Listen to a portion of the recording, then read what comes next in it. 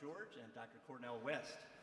My name is Jason Harris, and I am the senior pastor of Central Presbyterian Church and the founder of Resound Project, a new initiative with a vision to strengthen the church for a changing world by strengthening its leaders. Well, it's my pleasure to welcome you to tonight's event featuring Professor Robert George at Princeton University and Dr. Cornel West at Union Seminary. Despite the fact that these two professors place themselves on opposite ends of the political spectrum, one a conservative, one a progressive, they are not only brothers in Christ, but the best of friends, believe it or not. And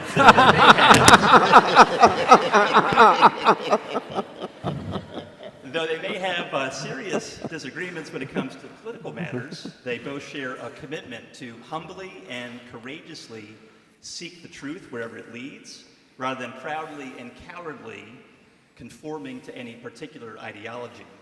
So accordingly, we have invited them to discuss the theme of their book, which they co-wrote, Truth Matters, Fruitful Disagreement in an Age of Division.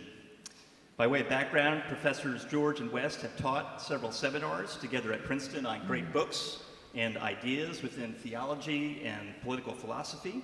And they have often spoken together at conferences and university campuses about the importance of viewpoint diversity.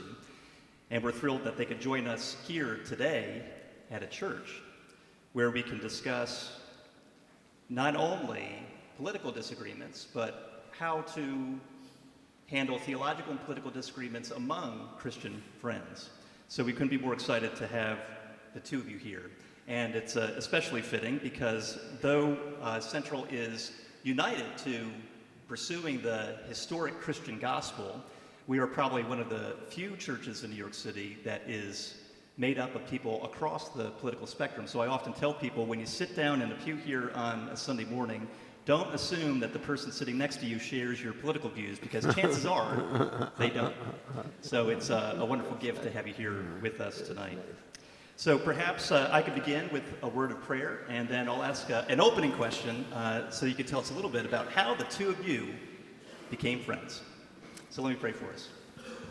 Father God, we acknowledge that many of us tonight are coming from a variety of different places, and you know our story better than we know it ourselves. You know all of our questions, our doubts, our struggles, our hurts, our hopes, and our fears. And so we pray that through our conversation tonight, you might meet each one of us at our point of need, that we all might receive a word from you. And therefore we pray that you would be present during this time. And we ask that the words of our mouths and the meditations of all of our hearts might be acceptable in your sight. O Lord Jesus, our rock and our Redeemer. Amen. Amen.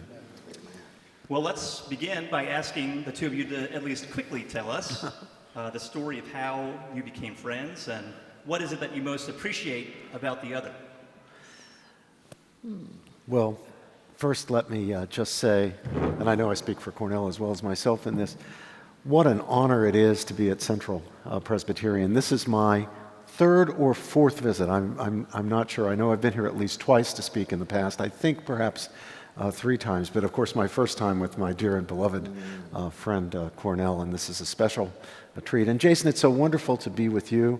And speaking as a Princeton professor, and I know I speak for this Princeton professor emeritus as well, we are so proud of this Princeton graduate. We are so proud of him. Preaching the gospel of Jesus Christ in New York City. It's beautiful. And those of you who are regular members of this congregation, I hope you know how blessed, how fortunate you are to have Jason as your pastor. How did this brotherhood begin? I arrived right out of graduate school. I've been to law school here in the United States, and then I went over to England, to Oxford University, to do my doctorate. And when I finished my doctorate in philosophy there, I got my first and so far only job at Princeton University. That was back in the Middle Ages, in the fall of 1985, and they were building buildings like this. And Cornel had already launched his academic career, but he wasn't yet at Princeton. He began at Union Theological Seminary, where he has returned now, and then he had a little stint at Yale. Then thereabout, I want to say Cornell in 1988, maybe 89, Princeton grabbed him, lured him away from New Haven, Connecticut. I know that was tough to leave such a beautiful city and come down to ugly little Princeton, but he did it. And we were together there for about a decade, and because we were interested in the same kinds of questions of morality, ethics, political philosophy, religion, we found ourselves in the same circles, in the same faculty seminars, for example. And I quickly gained enormous respect for Cornell in those seminars, although we weren't yet friends. We were merely at that stage friendly acquaintances. And I gained such respect not because he was a celebrity, although he was already a celebrity, one of the most celebrated professors in the country, just as a very young man. What commanded my respect was the moral seriousness with which he addressed the questions that we were talking about in those seminars. What is justice? What is injustice? What is virtue? What is vice? How do you know the difference between the two? Who's right in the debate in Plato's Republic between Socrates and Thrasymachus? Is justice doing what's right, giving each his due, or is justice merely the rule of the strong? Might makes right, as Thrasymachus argued. Now, I'll let you in on a little secret. You get a bunch of academics together, they will very quickly descend into minutia and technical discussions and debates about the translations of terms and so forth. But what I admired so much about Cornell was that he would always bring the conversation back to the issues we were supposed to be talking about: justice, truth, virtue, right, good, God, the big questions. He was asking the right questions. Now, he's getting the wrong answers a lot, but he was asking the right questions. And that is 99% of the battle in the intellectual life. So we were friendly acquaintances. And then one day, blessed day in my life, Cornel, I have to say I bless this day. I got a knock on my door during my office hours from a student. He was a very fine student. He'd been a student in my class, and he had also been a student in Cornell's class, although I didn't know it. Well, this young man had come to see me because he wanted to tell me about a new campus magazine that he and some of his friends were launching. It was to be called The Green Light. And he explained that in each issue of the magazine, beginning with the inaugural issue, they wanted a special feature, which is one professor interviewing another professor. And he said, for the first issue, the inaugural issue, we have lined up Professor Cornel West to be the interviewer. He is my professor in religion. This young man was a religion major. And we asked Professor West who he would like to interview. Now, he could have chosen at Princeton University Nobel Prize winning physicists, legendary scholars in literature and the humanities, but he chose little old me, a hillbilly kid from West Virginia. And so, boy, I was just so flattered and so honored that Professor West, having the entire faculty to choose from, selected me to be his interview subject. So I said to this young man, whose name was Andrew, I said, Andrew, I want you to send a message back to Professor West from me. Tell Professor West that Professor George says, but it is I who should be seeking baptism from you, to which this religion major responded, huh? Brilliant kid, 1570 SATs, valedictorian. We've got a little biblical literacy issue, and I know, Pastor, that you're doing your best to deal with it. He said, well, okay, I'll tell him that, but will you do it? And I said, well, of course I'll do it. I'll be very honored to do it. So the day came, and here came Andrew with his old-fashioned, some of you youngsters won't know what I'm talking about here, but some people of a certain age will remember, old-fashioned cassette tape recorder. Half hour on each side of the cassette tape. We're going to have an hour interview. And he came along with a photographer. Remember that photographer, Cornell? He must have snapped 2,000 pictures. So Andrew put that cassette tape recorder down on my desk, and he hit the button, and he said, go, waved his hands, go. So we launched into it, and man, instantaneously we were into it hot and heavy. We were debating everything, contemporary issues of public policy, grand issues in philosophy and theology, scriptural interpretation, everything. After a half hour, that tape clicked, and Andrew jumped up, waved his arm, stop, stop. And then he flipped that tape over, hit the button, go! And we went at it again. But when that tape flipped off the second time, which it must have done after a half hour, but neither Cornel nor I remembers it, because we were now into the debate so heavy and so deep that we just kept going. Now, this hour-long interview began at 2 in the afternoon. I looked down at my watch, it's 6 o'clock. We'd been going at it for 4 hours and having the time of our lives. So I said, Brother Cornel, I can't believe it, but we've been going at this for 4 hours. It's 6 o'clock. I'm going to have to go home for dinner. But this has just been so wonderful. We have so much in common, and we have so many common interests. We really need to get to know each other better. We really need to, let's get together, let's have lunch or have dinner and continue this conversation. He said, oh, Brother Robbie, this has been wonderful. Yes, let's do that. First opportunity. Let's get to know each other better. So I said, well, I'm just parked. My car's parked down here by the Princeton University Press on William Street. Walk me down. We can continue talking. So we walk down. Pretty soon we're at it again. We're deep into it. We get to my car. I stand there for 45 minutes with my hand on the latch. Finally, I looked and I said, Brother Cornel, my wife's going to put in a missing persons report with the police if I don't get home for dinner. And he said, oh, Brother Robbie, we really have to get together again soon. So just as, I was going to say as luck would have it, but I have to say, Cornel, this is the hand of God. This was providence. We got a note. Some of the senior professors, better known professors, endowed shareholders and so forth, got a note from the dean of our college just a couple of days later. A nice lady named Nancy Malkiel. And Nancy said, reaching out to some of our more senior members of the faculty, because we need more of you to teach freshman seminars. We advertise ourselves, Princeton, as a place where you're taught by real professors, not just graduate students. And even as freshmen, you're taught by professors, and you're taught by some of the most, even as freshmen, you're taught by some of the most famous, celebrated academics in the country, but we actually aren't making good on that because we don't have enough senior faculty members who are signing up to teach seminars. So, well, the light bulb went off over my head, and I said, gosh, wouldn't it be wonderful if Cornel and I could continue that conversation that we had the other day, but with 16 or 18 wonderful, brilliant Princeton freshmen, and we could choose a dozen or so books, do a book a week for a semester, and we could make them books that were important to our own intellectual and spiritual odysseys, our journeys. Wouldn't that be a wonderful thing to do? So I got in touch with Cornel and proposed that. He immediately said, Brother Robbie, let's do it. That would be a wonderful thing to do. So we created our seminar called Adventures of Ideas. We each picked 6 books. Turned out we liked the same books. We had Sophocles' Antigone, Plato's Gorgias, which has been a very important book in my own personal development. We taught St. Augustine's Confessions, which every time we taught the seminar was the most popular book of the seminar.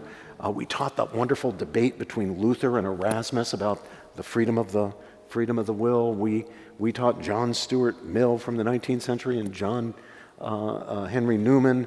We taught C.S. Lewis's Abolition of Man and John Dewey's A Common Faith. You can see the range of perspective. We taught Marx and we taught Hayek, Martin Luther King's Letter from Birmingham Jail, Leo Strauss, Natural Right and History. And they were just wonderful. From the very first moment of the very first seminar, you've heard of people who have chemistry. Well, we had magic. I just couldn't wait every Wednesday. We taught them Wednesday evenings. Couldn't wait for Wednesday to come so I could be back in there with my dear brother and those wonderful students. By the way, we wanted it to be a seminar, so we restricted it. I forget whether it was 16 or 18, but we wanted to be able to have a discussion. So the university got in touch with us and said, well, we think you're probably going to have more students than that sign up for the course, so how do you want to go about selecting? And we said, well, we don't want to have students have to make the case for why they should be in the class. Let's just take the first 16 or 18 that sign up. Well, little did we know, something like 800 students waited till 7 a.m. on the day that the course enrollments began, and they crashed the system. So nobody got admitted for another day or two until they got the thing up and running again.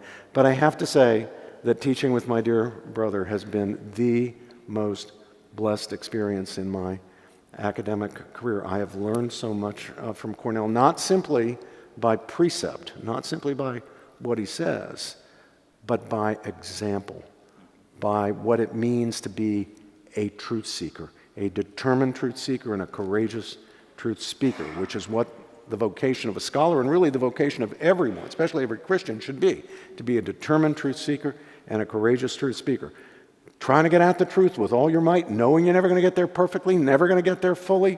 You're always going to have some error admixed, but recognizing your own fallibility, willing to be challenged, and then speak the truth as God gives you to understand the truth, even when it's risky, even when it's difficult, even when it requires sacrifice, even when it requires, Cornel's been to jail a number of times speaking out for what he believes in. I offer to put up the bail money, but he goes to jail. He goes to jail. So that's why I say it's been the most blessed experience in my academic career. It's been genuinely mind expanding as well as, heart elevating. Cornel? Well, I'm only jealous that you started those seminars after I had already graduated. Yeah. It would have been right up my alley. We missed you. Yeah, we would have enjoyed you. You want to add, Cornel? Well, I first want to say it's a genuine blessing and joy for me to be in this consecrated space. I was telling my dear brother Jason, he was such a powerful preacher. I've heard a number of your sermons on the theology of the body and Song of Songs and A Day in the Life of Jesus. Jesus broke reality with the death and desolation and dehydration and so forth. It's good to have good preachers who are willing to raise their voices from the depths of their soul and keep the focus on the good news of the gospel. So I do want to, let's just give it up one more time for this brother. Amen. Absolutely. No, I'm serious. You and Sister Ashley and got that now. A wonderful one on the way to Princeton as well. That's right. Absolutely. Ashley's Princetonian too. But I say that because before I talk about how much I love and respect this brother, even when he's wrong, even when he's half right, I still love him. When he's thoroughly hitting the nail on the head of the truth, I love him. So it's deeper than just friendship. Friendship's too Aristotelian. Yet we come out of the prophetic legacy of Jerusalem. And that's brotherhood, that's sisterhood, that's siblinghood. That's what it really means to love God and love your neighbor as yourself. But this space is very, very special for me because it was founded by a visionary, courageous Christian freedom fighter named my dear brother Patton, William Patton. 21? 1821. He was 22 years old. That's right. Graduate of Middlebury, Vermont.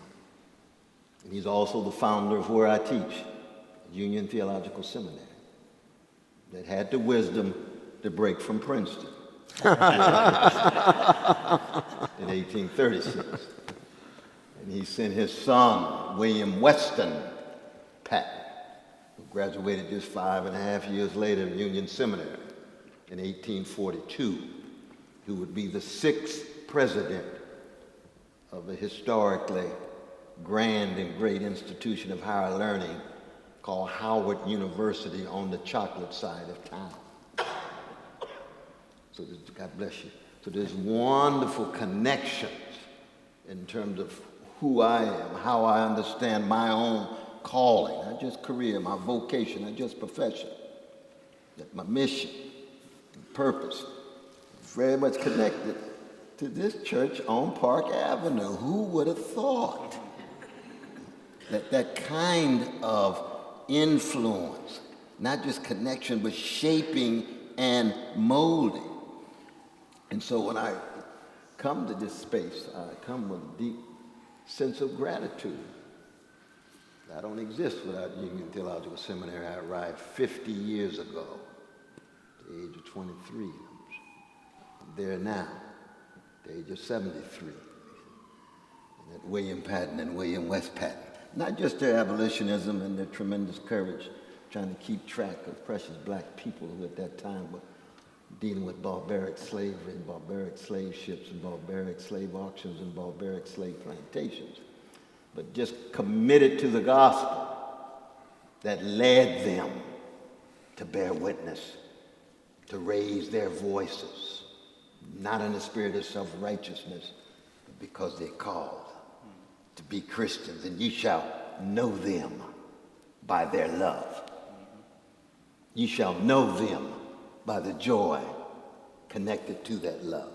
You shall know them by that phrase that occurs almost 300 times in our biblical text, Hebrew scripture as well as the Koine Greek.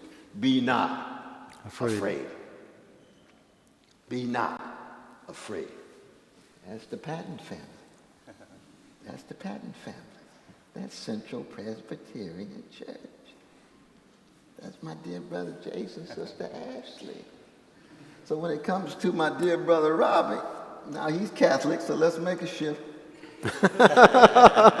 We're going from John Knox to Erasmus. Those are two giants. Two towering figures. And when I meet Robbie as a young brother, and I was young too, but he's younger than I was, the thing that hit me right away was his sincerity and his integrity. That when he raised his voice in those seminars, he wasn't trying to show anybody how smart he was. He wasn't trying to bring attention to himself. He was surrendering himself to the subject matter, just the way Socrates tried to teach us. Infect each other with perplexity because you're dealing with issues of life and death and joy and sorrow, truth, beauty, goodness, and the holy. That's bigger than each and every one of us. And that always came through. And I think most of us know in the professional managerial classes of our contemporary society, so much market-driven, tied to careerism and opportunism and upward mobility, that humility is not a virtue that's cultivated in most of those contexts at all. But the brother was humble. And when I met his mother and his father, gems, jewels, I could see what was poured into him. So even his moves from Swarthmore, thank God for the Quakers, and Harvard and Oxford and then Princeton, he held on to his humility so that when we came together, people would think, oh, we're going to be at each other's throats. We have a magnificent time trying to convince each other why we believe, what our arguments are, what our interpretations are of past and present. Oftentimes reading the same text, but also introducing each other to new texts. That's right. And that deepening of brotherhood is something that has brought great joy in my own life and has helped actually empower me in a variety of different ways. And we've been doing this now for, 20 years? 21. We were just out of the prison in Arkansas. We were on the chocolate side in elementary school. I think we actually peaked in our presentation and performance with second graders. That's right. in South Dallas. That's right. Because second graders can discern whether you're a fake or a phony. It's true. They don't have time to be impressed with your Ivy League education. You've got to be able to open your heart, mind, and soul and body and speak directly to them. And do it in such a way that you keep both their attention and smile on their face long enough that they're listening. And that's what we've been able to do these 20 years. So every time I get a chance, I tell Sister Kathleen, yeah, absolutely. She and my beloved wife, Anahita, are working together and facilitating all these magnificent comings together. So when you call, we come running. Well, we are honored to have you both here. Can I tell a little story? So, Sure. Cornel got to meet my parents, which was wonderful, and I got to meet his dear beloved mother before she died. She's a magnificent woman, teacher for her entire life, There's a school now named for her. She was so beloved in Sacramento, California. But the first time Cornel met my parents was a wonderful occasion. I had become the chairman of the U.S. Commission on International Religious Freedom, and I was going to be sworn into my office at the Supreme Court of the United States by Chief Justice Roberts. And I asked my dear brother if he would do me the honor of holding the Bible when I was sworn in, and he kindly agreed to do it. But I wanted to be sworn in on a Bible that had particular meaning for the cause of human rights. If I'm going to chair this commission on international religious freedom, knowing that 75% of the world suffer under religious persecution, if I'm going to be charged to try to do something about that in our own little way, I wanted to have a Bible that was connected somehow to that cause. And I'd always been a great admirer of Harriet Tubman, the great abolitionist, former slave, ex-slave, escaped. So I thought, well, she must have had a Bible. So I got online and I discovered that she did have a Bible, and it's among the collection of her things at the Harriet Tubman House in Auburn, New York. So I just got on the phone and I called the main number, just a little operation, and a very nice lady answered the phone, and I said, my name's Robert George, I'm a professor at Princeton University. I'm going to be becoming the chairman of the U.S. Commission on International Religious Freedom, and I'm going to be sworn in at the Supreme Court of the United States by the Chief Justice. I'm a great admirer of Harriet Tubman, and I wondered if it might be possible for me to be sworn in on her Bible. Would you be willing to lend me the Bible? Perhaps you could send it down, and I'd be very careful with it, and I'd send it back. And she said, well, sir, I'm very sorry, but gosh, we've never had a request like that, and I'm not sure how we could do something like that. And I sighed and I said, well, I really would greatly appreciate it if we could find a way to do this. My beloved friend, Dr. Cornel West, has agreed to hold the Bible when I'm sworn in, and she said, we'll send it down there tomorrow. Remember the size of that? It's a huge Bible. So they sent it down. We met my parents and my daughter Rachel and my wife, and I had that Bible. Cornel and I were walking together and up the steps of the marble temple of the Supreme Court. I had that big Bible under my arm, and as we're walking in, crossing the plaza there, we're walking past the security people, of course. And we're jovial, we're laughing, we're having a nice time. It's a wonderful occasion. My parents and my family are behind us. And suddenly I see Cornel's face drop, and he's looking at this police officer sort of scowling at him. And I didn't say anything, but I waited till we walked on a few more steps and we're out of earshot. And I said, Cornel, what was going on between you and that cop over there? And I said, well, Brother Robbie, that's the police officer who arrested me a couple of weeks ago when I was down here to demonstrate in front of the Supreme Court. And then he said, Brother Robbie, now that I think of it, I've never been to the Supreme Court before except to protest. But, we went in, and the Chief Justice was as kind as he was. You could tell the Chief Justice felt honored that Cornel was there, and he treated us both with such grace and dignity, took us into the Holy of Holies, the inner sanctum, the conference room where all the key decisions are made. And when I myself worked at the court for the previous Chief Justice back in 1989, not even those of us who were working at the court were allowed into that room. So it was the first time that I saw it, and it was a wonderful occasion. Well, you first started your seminars on a Wednesday night. Wednesday night. We're thrilled to have you here at Central on this Wednesday night, so we can get a little taste of the magic that has been created between the two of you and among your students. Well, we're meeting in a church, in a historic church, so let's start with theology, and then we'll move to politics. Now, Robbie's a Roman Catholic and an admirer of Aquinas. Cornel is a Christian shaped by the Black prophetic tradition and an admirer of Kierkegaard. That's right. I'm a Presbyterian and an admirer of Augustine and Calvin, so if the three of us walked into a bar, we could good joke. Now, I often say that Christians, regardless of their denominational affiliation have far, far more in common with one another than separates us, especially against the backdrop of the secular world in which we live.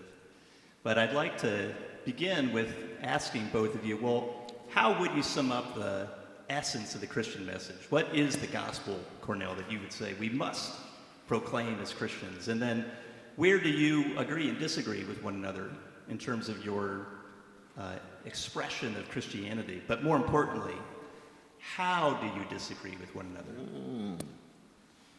You know, W.H. Auden put it well when he said that we're trying to love our crooked neighbors with our crooked hearts. That we're cracked vessels. That we're human beings who are in need of help, as the great William James put it in the Gifford Lectures of Varieties of Religious Experience. And somewhere I read, I lift mine eyes unto the hills from which cometh my help. My help cometh from the Lord. So we are creatures in need of help. It's put most profoundly in a literary way by a Jewish brother named Nathan Weinstein, who's known to the world as Nathaniel West, who wrote a classic called Miss Lonely Hearts. The first chapter is called The Call for Help. That sits at the very center of the human condition. All of us need help. Catastrophe is on its way to our house. And when you receive that help with the grace of God, I resonate very deeply with Calvin in that regard, profoundly with Calvin in that regard. Receive that help, then the sign of you receiving it ought to take the form of you choosing the way of helping others. And you begin with the least of these. And that comes out of the Hebrew scripture. So our precious Jewish brothers and sisters, unleashing into the world a notion of hesed, loving kindness, steadfast commitment to orphan, widow, fatherless, motherless, oppressed, persecuted, degraded, dominated, and then embracing all of humanity, but the least of these being a priority precisely because they are rarely a priority in any society, any empire, any social experiment. So that the love and the grace and the need for gift and grace and the love, as Kierkegaard says in one of the few texts that he actually signed his own name, Works of Love. He said it's a need we all have. It's manifesting the deeds that we ought to enact. And it's the seeds that we leave. It's the seeds that we leave. And just last but not least, just a kind of a brief tribute to Calvin. You know, Calvin gave 159 sermons on the book of Job in 1554 to 5. And he's the first Christian theologian to use a Roman term, integrity. First one to use it, appropriated from Cicero and Company, Cato and Company. Because the name of that sermon, you might remember, the character of Job, right? And he's looking for a term that somehow allows him to wrestle with someone who's able to sustain themselves based on their piety, the sources of good in their life from mama's womb to tomb. That's not blind deference to dogma. That's not blind obedience to doctrine. That's piety, what keeps us going. What kept Job going? He couldn't depend on his friends, just like Jesus couldn't depend on his disciple, let alone the special one, Peter. What kept him going? Well, there was this thick grace that Calvin talks about. I resonate deeply with that. And the wonderful thing about the great rich Catholic tradition is nearly every move we Protestants make, Catholics have already prefigured it. It's already in Augustine or Pascal or a host of other Catholics. Now, Brother Robbie has taught me that Aquinas is greater than Vico as an Italian philosopher, among others. And I thought Vico was the greatest Italian. Now I believe Aquinas is. So he's had tremendous impact on me on a number of different levels. Vico's a close second. But Aquinas also understands what I'm talking about. He has a different emphasis, very different emphasis. And then lastly, to come on the chocolate side of town, it means that I'm going to be looking at the world and attempting to look at the world through the lens of that cross. Those who have been pushed, crushed, hated, terrorized, traumatized, and so forth. And that's a choice that any human being can make, because social position and skin pigmentation never determine your morality or spirituality. It's a choice you make in life. But to choose the cross, that unarmed truth and unconditional love exemplified on that cross, means that you're willing to have your world turned upside down. They call that conversion.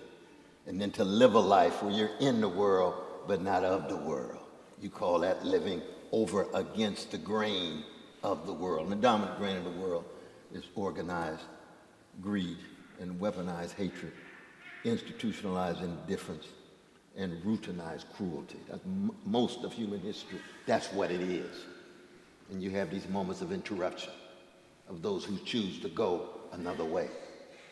And so in that sense, I'm always emboldened by my dear Catholic brother, who might have a different emphasis and different political implications at times, because he wants to abolish poverty the way I does. He just got some market-centered preoccupations that I tend to ask him to attenuate a little bit. I don't want to eliminate markets, no, but we don't want to be, anyway, acting as if they can be the sole or fundamental source. And he never, ever made that claim. We overlapped in that way, but I'm sorry to go on. So No. Well, I'll just add to what Brother Cornel said. We human beings are naturally curious. We're by nature inquirers. We wonder about stuff. And we wonder not only about little small matters, we wonder about big, important questions like, what is the meaning of our lives? What is the purpose of our lives? Why are we here? Is there anything greater than the material world that we experience? Is there an ultimate source of meaning and value? We wonder about those big questions, questions of human nature, the human good, human dignity, human destiny. Now, when we approach those questions, we human beings approach them from a particular perspective. There's no such thing as the view from nowhere. We come at it from a particular perspective, and when we ask, what does the world mean, we're really asking, or what does it mean, what does life mean? We're asking sort of, what's its meaning for me? What's its meaning for what I should do, how I should live? And the gospel is a proposal. Christianity is a proposal of an answer for that. It teaches us that there is an omnipotent and omnibenevolent and omnipowerful God. And that God created us not for his own satisfaction, but for our sake. In other words, God created us out of love. God is, in a very fundamental sense, love. And we have a special meaning because God loves us. And we means not just me, but you and you and you and everybody in the human family. And we're taught by our faith that God not only made us for himself, out of love for us, for our good, but he made us in his own image and likeness. Think about that. Just think about that for a moment. Cornel and I yield to no one. I can speak for both of us on this one for sure. We yield to no one in our admiration for the great pagan philosophers, the great thinkers of Greek and Roman antiquity, Plato, Aristotle, Xenophon, Cicero, figures like this. We teach them, we learn from them. But You're going to find a lot of wisdom in those guys. A lot of wisdom. We have a lot to learn. Christianity has taken aboard an awful lot from them. But you know what you don't find there? The imago Dei. Man made in the very image and likeness of the divine creator and ruler of all that is. And from that foundational teaching comes our foundational principle of how we need to behave toward each other. And that foundational principle I express in terms of the profound, inherent, and equal dignity of each and every member of the human family. That's the teaching from the beginning. Jesus doesn't change that. He fulfills it. We failed, and we fail. We failed to live up to that. We didn't behave the way we're supposed to behave if you're made in the very image and likeness of God. We call that sin. But when we failed, God did not abandon us. Rather, He Himself gives Himself in the person of His Son, Jesus Christ, second person of the Blessed Trinity, who gives His life to redeem us, to liberate us from sin and death. Death comes into the world by sin, but death does not get the final word. Through God's love, God's grace, Jesus conquers death. In the beautiful Eastern Orthodox tradition, which is my father's tradition. My father his people come from Syria. His dad was an immigrant, his mom, immigrants from Syria. In that tradition, we have the concept of Jesus conquering death through death, and God, his Father, raising him from the dead. So if you ask me, what is the core of the gospel? There is the core of the gospel.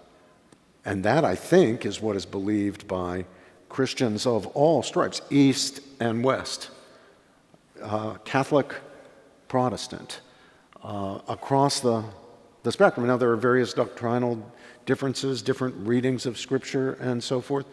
But when you say, and I completely agree, as I know Cornel does as well, that we Christians, despite our many differences, have a great deal more, much more fundamentally in common than we do differently, that's what I'm thinking of. It's exactly that. And we're called to the same vocation, to use that word Cornel introduced a few minutes ago. We are called to love God with all our minds, all our hearts, all our strength, and to love our neighbor as ourselves. Why should we love our neighbors as we love ourselves? Because our neighbor, like us, is made in the very image and likeness of God and is therefore a bearer of profound, inherent, and equal dignity. And our neighbor may be somebody in North Korea we will never see, whose name we don't know. Nevertheless, he, she is made in the very image and likeness of God. He, she is our brother or sister. That, to me, is the Christian message. Absolutely. And what it confirms is how much we have in common. And I don't think that we lean into that nearly as much as we should in our day and age, considering the backdrop of the secular world in which we live. So you could imagine that it wasn't that long ago where this would never have happened, where the three of us would be sharing the same platform in a church. But I think it's an important moment in itself. Not everything, Jason, is progress, but if we look at what has happened between East and West, between Protestant and Catholic since 1965, the closing of the Second Vatican Council of the Catholic Church, there is real progress. A few years ago, I had the very high honor of giving a set of lectures, named lectures, at the Southern Baptist Theological Seminary. For my parents' generation, the idea that a Catholic philosopher would be giving the lectures, those honorific lectures, at Southern Baptist Theological Seminary in Louisville, Kentucky, that you'd have as much chance of that happening as you would of walking to Jupiter. Just totally out of the... But there I was among my Christian brothers, not having a debate, but having a serious intellectual exploration together to try to deepen our understanding of what God has in mind for us, of the Christian message, of the message of Jesus Christ and Him crucified and the salvation achieved through that death and resurrection. Well, for all of us, that forms the heart of our thinking and our living. I just want to throw in a footnote. And I can hear that beautiful voice of that precious little one. Which makes a difference. Just keep on going. Yeah, Just go, keep go, going. go. Look, we're all in this together. The first 31 or 35 popes were executed and martyred. The Pope's office was called the office of deep sadness and sorrow. Yeah. Because the early Christians were a people who were viewed as atheists because they refused to worship the gods of the Roman Empire, the idols, in the language of the biblical scripture. But the first early Christians were hated, tortured, traumatized, persecuted. We talk about John Knox, jail. Calvin, George Fox, one of my favorites. He happened to be a Baptist, so I don't want to be too partisan here. But old John Bunyan. John Bunyan, yeah. Pilgrim's Progress, 12 years in jail. Why? Because he refused to succumb to the demands and the oaths. Costs to be paid, burdens to be borne. That's part of what it means to be a Christian. We sing that song at Shiloh Baptist Church. Must Jesus bear the cross alone and all the world go free? No, there's a cross for everyone. There's a cross for me. Well, why is that important? It's because if you're really talking about following a way of life of a Palestinian Jew named Jesus of Nazareth, then you're not in it just for narrow success. You have a calling and a vocation, and you have a joy that the world didn't give you and the world can't take away, just like every human being, no matter who they are. They could be in Tehran this moment. Yeah. They can be in Tel Aviv. They can be in Gaza. They could be in Harlem. They could be on vanilla sides of West Virginia. They have a dignity and a sanctity the world didn't give them and the world can't take away. And Christians have to zero in on precisely those things, which pits you over against, not because you want to. John Knox didn't go to jail because he likes jail. He had a calling. And that's something to be reminded when we talk about followers of Jesus. Because after Constantine, when Christianity becomes a state religion, those popes are not persecuted anymore. They get a lot of gold and silver, huge buildings and so forth. What would Jesus say about all of this gold and marble and so forth? He wouldn't be against it. He would just say, well, I ran some money changers out of the temple in my time. But he didn't run them out because they were rich. Yeah. He ran them out because they had chosen a way of love, money, status, power, rather than of humility, loving neighbor, least of these. And so those of us who have the audacity to call ourselves followers of Jesus or Christians, we got a rich history, but we got major burden to bear at the same time. Jason, Does that make sense though, brother? Oh, yeah. Jesus, I my cross and take it. Yeah, absolutely. Can I build on that just a little more to relate it to the kind of work that Cornel and I do, given our vocation as, our particular vocation is, we all have a common vocation as Christians, but we have also distinct vocations, and the vocation that Cornel and I have is then share is that of a scholar. And in that role, especially when you're teaching in the kinds of areas we are teaching in moral philosophy, moral and political philosophy, philosophy of law, theology, moral theology, and so forth, it's our mission to get our students to think deeply and critically about the things that matter, but at the end of the day, not all that much. And then the things that really matter. Now, the young men and women we teach, especially the undergraduates that we teach, sometimes the graduate students that we teach, are very focused on certain things, and it's entirely understandable. They're building their careers, they're building their lives, they're planning for their futures. So what are they focusing on? The CV, the grades, the honors and awards that will get them up to the next step, from, let's say, Princeton to to Harvard Law School, to the Supreme Court clerkship, to cravat swinging, and more and on and on. And they're not wrong to want those things. And we would never tell them, don't want that. You shouldn't want that. That's bad. No, it's not bad. We don't tell them not to want those things. But we want to have them put those things, help them to put those things into perspective. There are certain things that matter. They're not wrong. They're not bad. They can be good. Wealth, power, influence, status, prestige, celebrity. They're not bad. You can do good things with them. If you make a lot of money, you can build businesses that provide people with goods and services they need. If you make a lot of money, you can employ people, of course. If you make a lot of money, you can be a philanthropist. You can give money to good causes. Same with power. If you use power well, you'll use it to advance the human good. Influence, you can use your influence for good. So those things aren't bad. They can be good, but they're not good in themselves. They can be used for good, they can be used for bad. They are instrumentally good, not intrinsically good. They're good as means to other ends, not as ends in themselves. They matter, but at the end of the day, they're not what ultimately matters to the success of your life.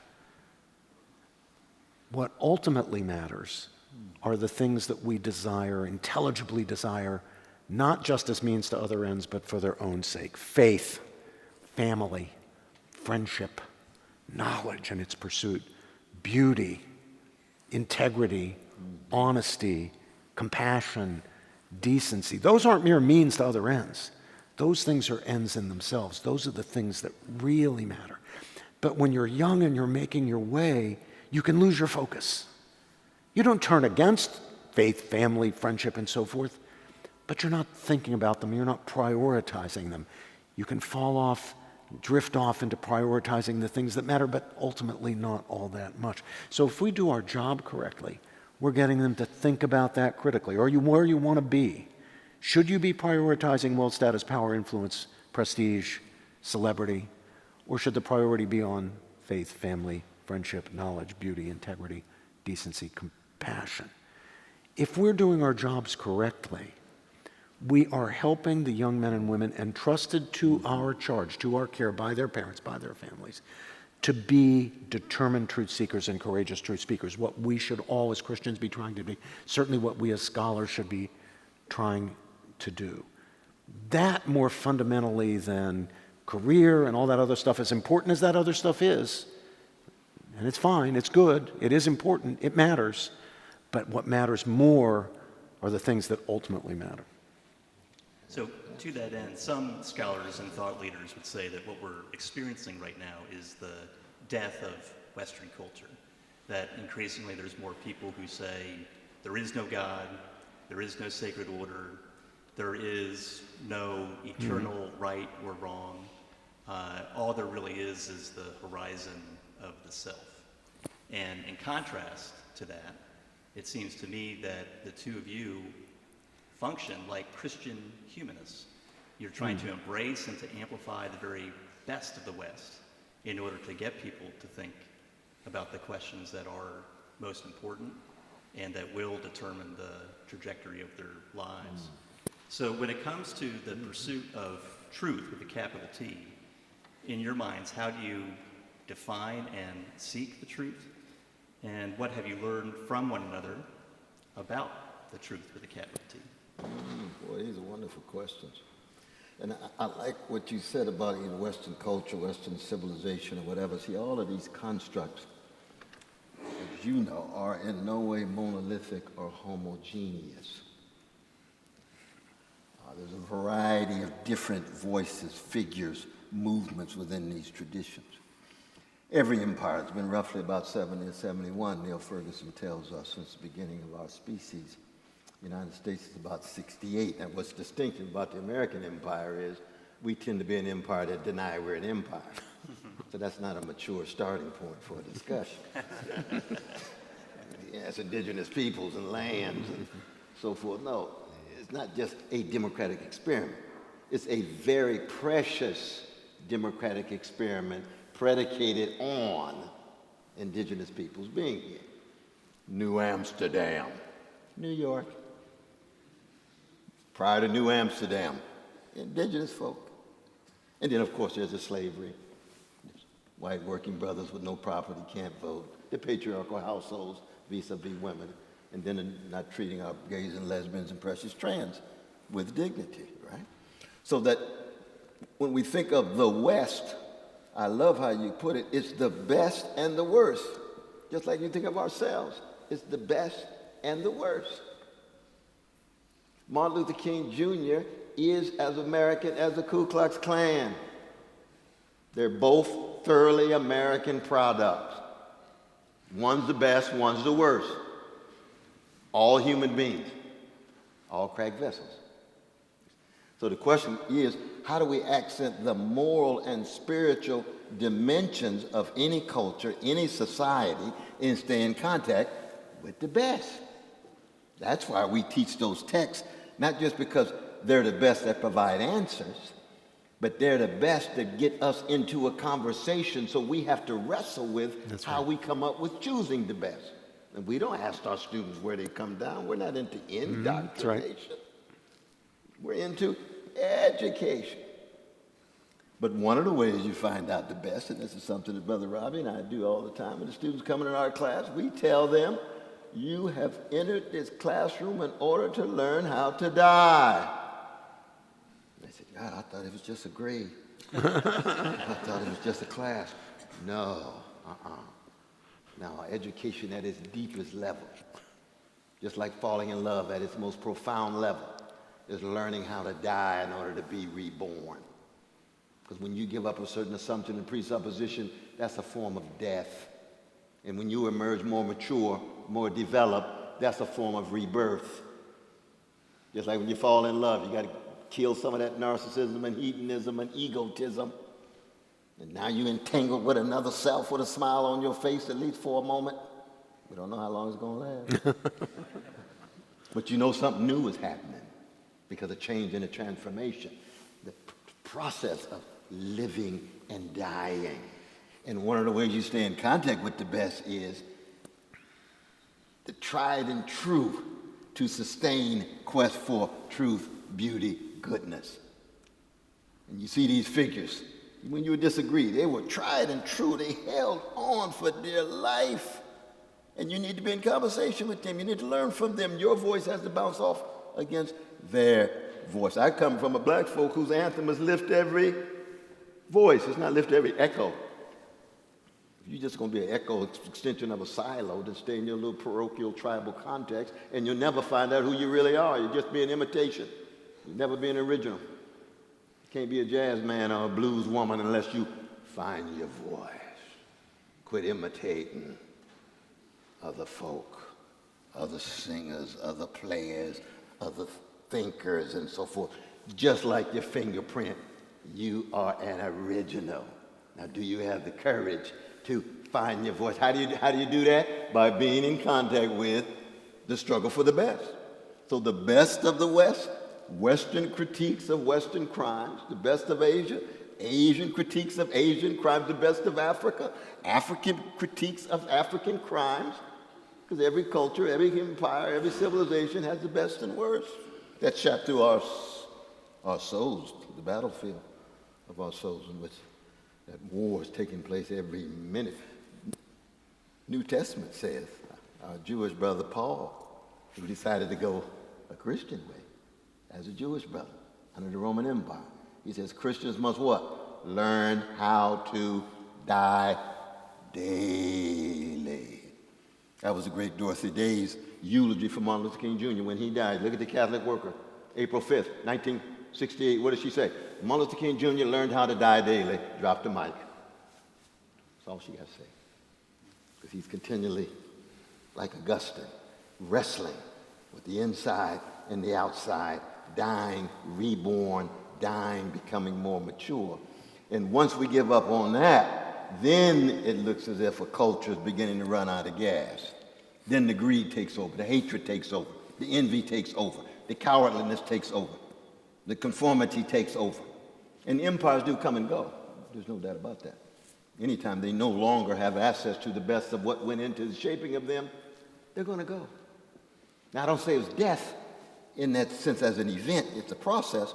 But the good news is there's always a cloud of witnesses, as Hebrew 12:1 says. I wouldn't want to get too biblical in church here.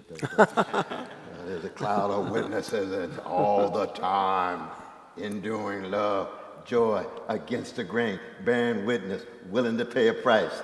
That's the good news. That's a smile on your face. Jason, in the fall at Princeton, fall semester, we always have freshman families weekend. You and your family will come this coming October to freshman families weekend. And I strongly suspect that the keynote address or conversation will not be given by Professors George and West. They tried that once a few years ago. The administration invited Brother Cornel and me to be the entertainment, to give the main address, our dialogue, and freshman families weekend. And there we were in the biggest auditorium on the campus, and all the freshmen were out there with their moms and dads and brothers and sisters, and everybody was in a great mood.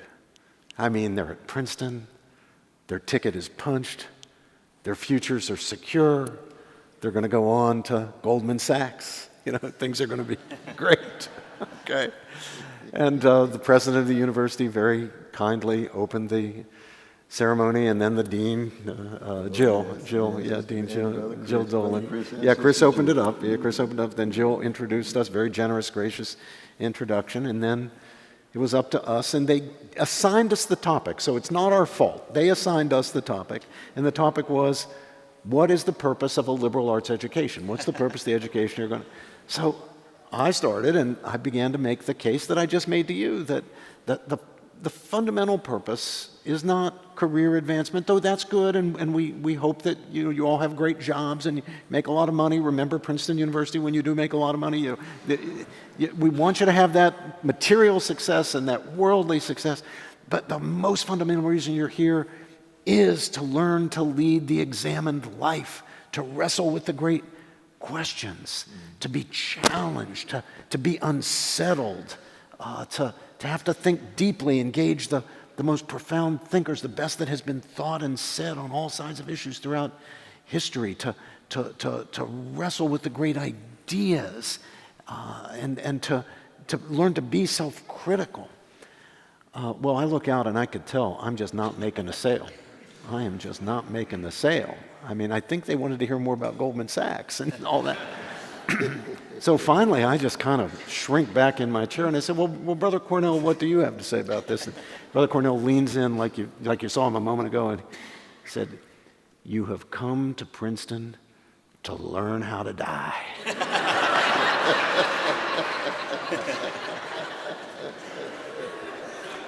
I saw every dad turn to every mom and say, $78,000. Sometimes our message isn't as welcome as... But you ask about truth. What does truth mean? Right, Cornel and I have our new book out called Truth Matters. Oh, yeah.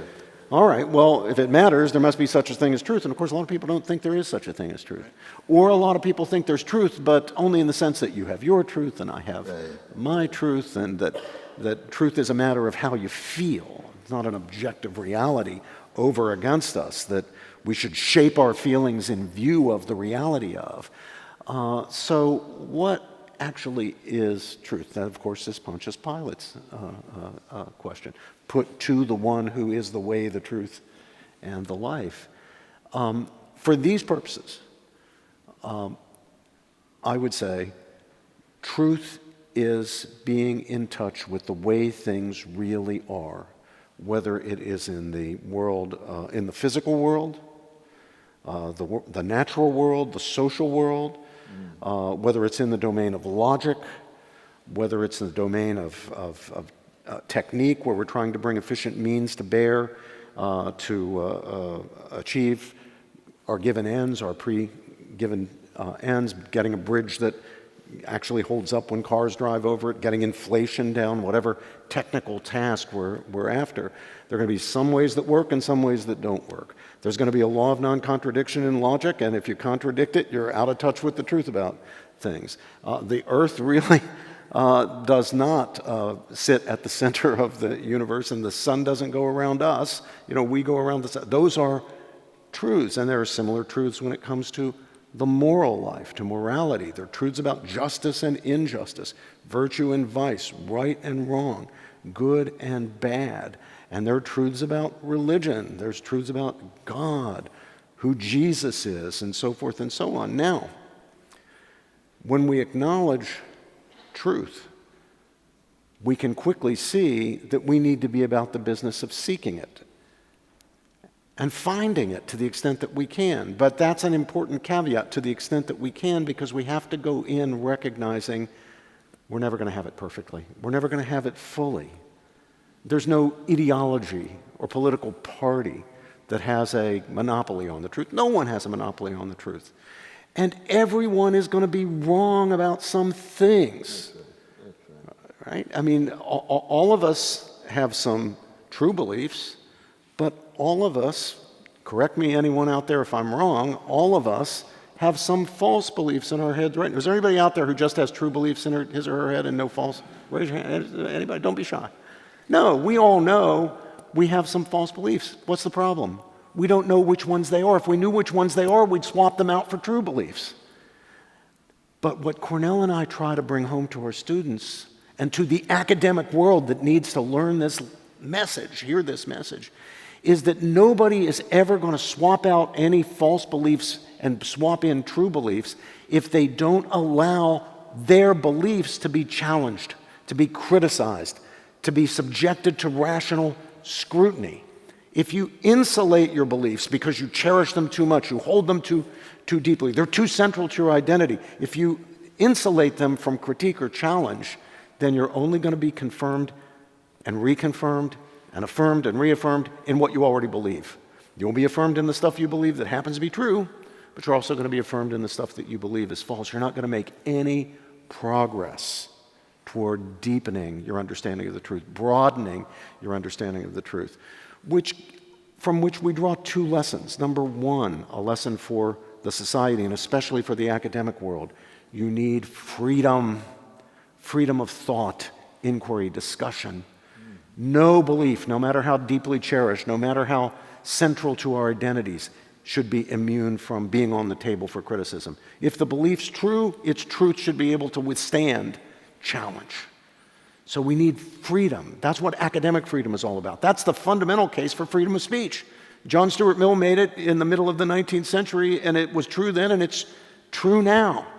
We need freedom of speech, not because there is no truth, so everybody should be able to say whatever they want.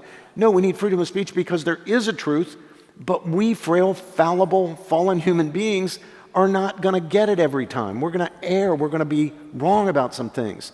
And so we need to be open to be challenged if we're to make any progress toward the truth. So it means that, number one. Number two, it has implications for what might be called the virtues. What are the virtues necessary for truth-seeking and for achieving truth? Well, here, centrally, is what Cornel was calling humility, especially intellectual humility. Unless you acknowledge, not just notionally, so you would check the right box on the test, are you fallible or infallible? If you have to acknowledge, not just notionally, but deeply, existentially, really, your fallibility. Unless you do that, you're not going to make any progress in the pursuit of truth. No one who thinks he or she already knows everything they need to know has ever made any progress toward understanding. So we need intellectual freedom in our institutional settings, and we need intellectual humility as well as courage. That's another central virtue. Cornel follows the Greeks in calling this the enabling virtue. It's the virtue that makes the other virtues possible. It's scary to put your most cherished beliefs, the beliefs that are central to who you are, on the table. It's scary. It's frightening. It's terrifying to put a belief on the table knowing that if somebody attacks that belief, it'll feel like a punch in your face because you so deeply identify your very self with that belief or with a way of life that you follow or something like that based on those beliefs. But if you're serious about getting in touch with reality, if you're serious about truth, you have to be willing to do it. You have to be able to muster the courage, the intellectual humility, and the courage to be a genuine truth seeker. You have to love truth more than you allow yourself to fall in love with your own opinions. If you fall so deeply in love with your own opinions that you wrap your convictions so tightly around, you wrap your emotions so tightly around your convictions, then you're just going to be paralyzed. You're going to be just dogmatic. You'll become an ideologue. And that's not a truth seeker. So if we're going to be truth seekers, we need a certain distance emotionally, even from our deepest, most cherished beliefs. We need to be willing to entertain the critic, hear him out, listen, consider in a truth-seeking spirit what he has to say, even if it hurts. And we do that, again, not because there is no truth, but precisely because we love the truth, and we love the truth more than we love our own opinions. That's what we should help our children, help our students to understand. Don't be an ideologue. Don't be a dogmatist. Yes, be a person of conviction. Be willing to sacrifice for your convictions. If necessary, be willing to go to jail for your convictions. If necessary, be willing to die for your convictions, especially your faith commitments. The model of the martyrs is always put up by the church as the ultimate model. That's acting as Jesus himself acted. Yes, you should be willing to sacrifice and even die for your convictions. And yet, you need to be open to having those convictions challenged. Jason, the two extremes we need to avoid are the extremes of relativism on the one side. There's no such thing as truth. You just have your truth. I have my truth. There's no objective truth. But on the other side, absolutism. The trouble with absolutism is that it presupposes one's own infallibility, which is just contrary to the reality. The reality is that we are fallible. We are going to be wrong about some things. We are wrong about some things. Absolutely. Just one footnote again about truth. Because we're cracked vessels, we can't separate the truth from the weight of truth. No one of us, or any school of thought, any religion, has a monopoly on truth, capital T. We just don't. As Christians, we believe in the fleshified truth exemplified by Jesus of Nazareth. And he asked us to follow a way. That's why the first Christians were called what? Those who follow the way. And I said that and my thing broke here. the way. Now, why is that important? Well, that's very important, I think, because it recognizes, Eliot said it well, we need to go to our poets and our artists to really get it straight. You remember the four quartets, the greatest Christian poet in the English language, 20th century, even given his anti-Jewish sensibility and reactionary politics, he's got some insight. You've got to be able to keep track of the best, even when folk have certain gangster proclivities. But when Eliot says, ours is in the trying, the rest is not our business. That's the hints. That's the guesses. That's the half-understood gift of the incarnation. Remember that line in four quartets? He's a truth teller as a Christian. Ours is in the trying. But we don't have full control of the truth. We don't have full control of history. We're not messiahs. We're broken. We're fallible. We're finite. But we also know that anybody who says they're a relativist or anybody who says they're a full skeptic is just dishonest. And you just tell them, do you really believe that the death of your mother has the same status as the death of a mosquito on the wall? No. Oh, so you're not really a relativist. You're not really a skeptic. You're not suspending all of your judgment. You're playing an academic game. You might get tenure somewhere, but we're talking about living. We're talking about lives to be lived with love and laughter. So most of the chit-chat about relativism is chit-chat. It can't be lived. Jesus is asking us to live in a certain way, to open ourselves up to a help and grace we receive that empowers us to try, knowing that the rest is not our business. And the fruits of their trying, as Dostoevsky says in the epigraph of the Brother Karamazov, is what? Plant those seeds and see whether there's barren soil. Now, Dostoevsky got his anti-Jewish, anti-Polish sensibilities, but his genius is indisputable. As a Christian, with the most powerful critique of Christianity in that prose poem, The Grand Inquisitor. In fact, Dostoevsky probably produced more atheists than any other writer. Yet he's a Christian to the core. Why? Because he understands the way, and he understands the brokenness, and he understands that it's very, very difficult to sustain the kind of thing that Brother Robbie and I are talking about, which is the truth seeking and the justice promoting, always open to self-criticism. We happen to be living in a moment, you could call it almost a Swiftian moment, after Jonathan Swift, where more and more of our fellow citizens are moving toward misanthropy. Just contempt for all of humanity. Everywhere you look, you see nothing but just hatred. Everywhere you look, you just see gangsters. Give up on the human race. Well, as Christians come along and say, well, you got a point about the gangsterism. You got a strong point. We're not surprised by evil. We're not paralyzed by despair. We're like Jacob in the 32nd chapter of Genesis. We confront the night, we wrestle, and we emerge with new energies and new names. We're God wrestlers. Mm-hmm. But it's trying, it's contestation in that regard.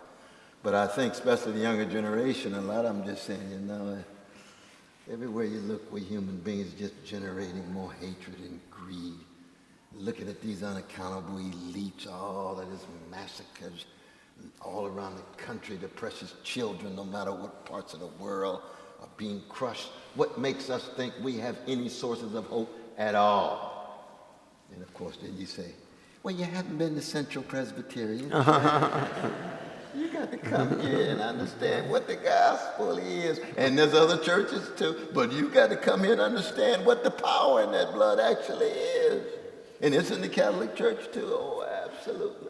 Just one more point, Jason, on truth. It's something I have to remind myself of very frequently because I'm shaped by the tradition of philosophy. It's what I've studied. It's been my intellectual passion, and especially the tradition of modern analytic philosophy.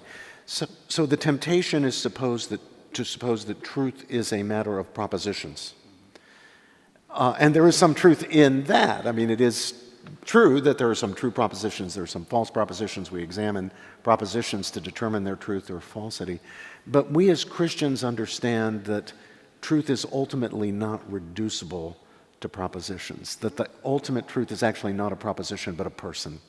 And that's what I think Jesus is teaching us when he says, I am the way, the truth, and the life. He's not giving us a proposition to affirm.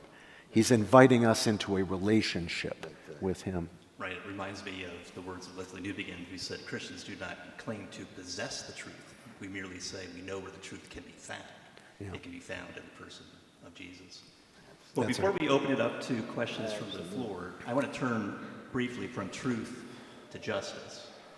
Because, as you've said, the truth that we believe needs to be put into action in the world. And both of you are people who are committed not only to seeking truth, but pursuing justice. And so this brings me back to where you started, Robbie, speaking about the imago Dei. Because I think one of the greatest challenges we face in our world today has to do with human dignity. Oh. And I would argue that there is no secular basis for human dignity or human rights. Now, there's many secular people who can and do defend human rights, and we're glad that they do, regardless of whether or not they have a philosophical or theological grounding for it. You don't need a good reason to do a good thing. We're just happy for you to do a good thing. But when it comes to a secular, when it comes to a basis for human rights, I think we can really only get that from the biblical scriptures that tell us that we are created in the image of God, that every human being, regardless of their mental, cognitive, emotional, or volitional capacities, is imbued with inestimable worth and therefore possesses an inherent right. to be treated in accordance with that worth. And I don't think you can get that anywhere else. But what I would like to ask the two of you is, well, for you, Yes. what is the basis of your conception of justice, and how does that get lived out in the world? Well, I begin with one of the grand figures of the seminary that William Patton helped found, Union Seminary, Reinhold Niebuhr, where he says, any justice that's only justice soon degenerates into something less than justice. So I never begin my dialogue with just justice as an isolated value or virtue. Something deeper is what? The love and the mercy. You see it in Shakespeare's Merchant of Venice. Mercy cuts deeper than justice. Love cuts deeper than even mercy. Jewish notions of Hesed includes mercy and love and steadfast kindness, all in the same word. When Jesus invokes that Hebrew scripture himself, he's building on this, because it's so easy for justice to become just another market brand rather than a cause you're willing to live and die for. And Jesus is asking us to follow a way tied to a cause, not a brand at all. So that backdrop has to do with that love, and the Imago Dei certainly to me is at the center of it. But I would argue this though, brother, I think that there are some other non-Christian sources. I think the Stoics ought not to be overlooked in terms of their notions of dignity. It's not mine. I think the Christian tradition is deeper, richer, more sophisticated, refined, and a lot of other things. But Stoics have something to say. The Kantians, who are lapsed Lutherans, most of them, right? They have secular conceptions of dignity that I want to take very seriously. And of course, you know, our fellow precious Muslim brothers and sisters and precious Judaic brothers and sisters are part of that legacy of Hebrew scripture. There's no doubt about that. But I think even our Buddhist brothers and sisters have certain stories and narratives that allow conceptions of each and every person having a certain kind of worth, but it's a different kind of way in. So I do resonate with your deep Christian formulation. That's my own Christian bias, but I think there's a broader source of this notion of the worth in that. What do both of y'all think? You think it? Well, as I said earlier, it seems to me that the principle, the foundational principle of all sound morality, including justice, is the principle of the profound, inherent, and equal dignity of each and every member of the human family. And we can't find that in Plato. We can't find that in Aristotle. We can't find that in Xenophon. We can't find it in But what about Cicero. Zeno? What about Zeno, you think? Hints, but not there. The Stoics, you know, they're pushing in the right direction. But you know, and of course, look at the societies, right? We don't live up to our ideal of equal dignity, Right. but we hold it as an ideal. We criticize ourselves. When we seek reform, as Martin Luther King did, in the name of those principles. Martin Luther King doesn't say, oh, your principles are bad. You need to throw out those principles so we can do justice. He says, no, the principles are great. We hold these truths to be self-evident, that all men are created equal, endowed by their Creator with certain unalienable rights.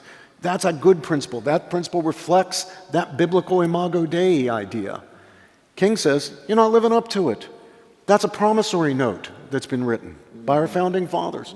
Time to make good on the promissory note. There are very few societies that have that as the ideal. In most societies, it's just given that inequality is the norm. There are statuses and stages and castes and so forth. Yes, we have a checkered history, but part of that history is the decidedly non-checkered part where we have struggled to live up to those ideals rather than just doing what would be easy to do, and that is construct a different set of ideals.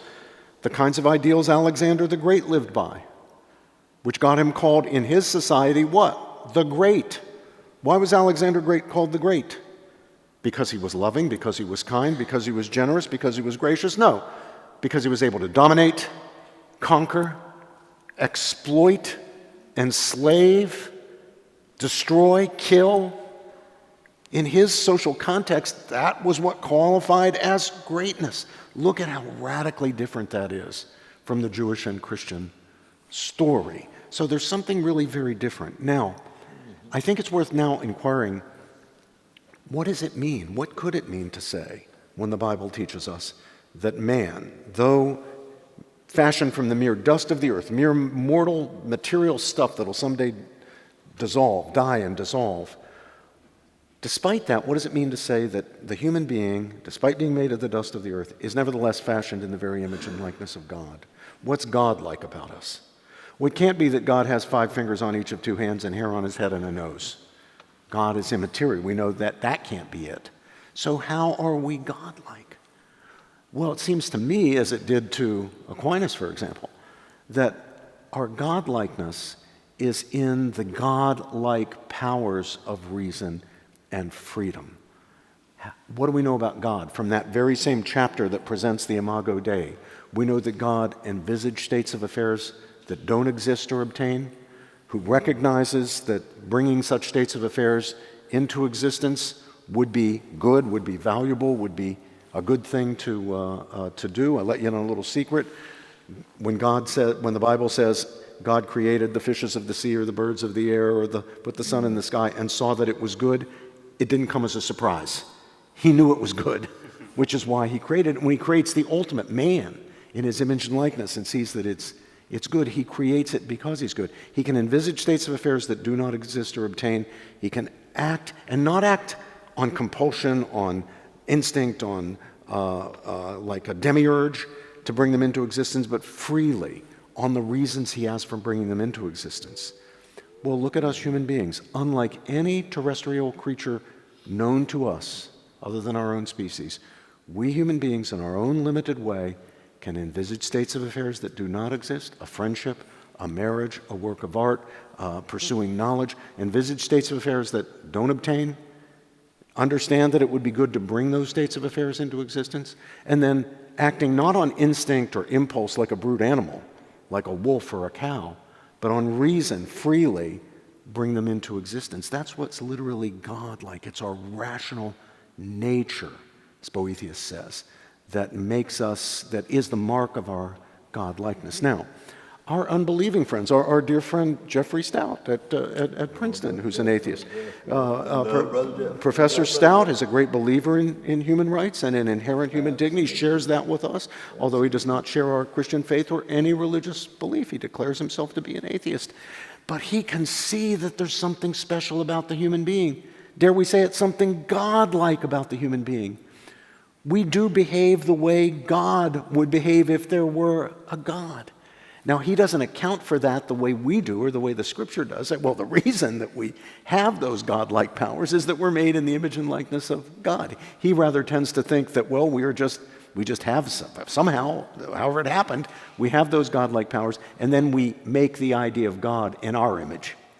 See, we are free and rational, so we envisage an all-powerful, free and rational creator. Now, I don't think that'll fly. He does, but we share the fundamental belief that human beings, as bearers of a rational nature, as having those unique godlike powers of reason and freedom, are bearers of profound inherent and equal dignity.